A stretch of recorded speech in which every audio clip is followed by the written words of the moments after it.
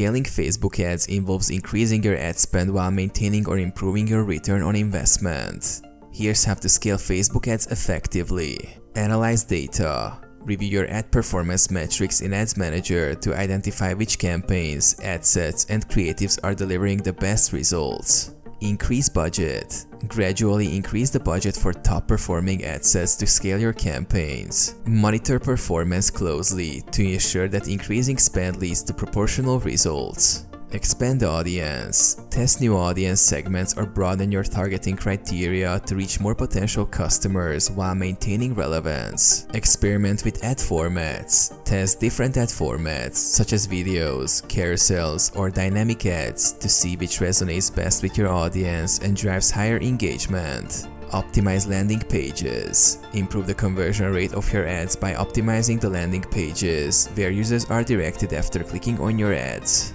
Test creatives. Continuously test new ad creatives and messaging to keep your campaigns fresh and engaging for your audience. Monitor performance. Keep a close eye on key performance indicators such as cost per acquisition, return on ad spend, and conversion rates as you scale your campaigns. Make adjustments as needed to maintain efficiency and profitability.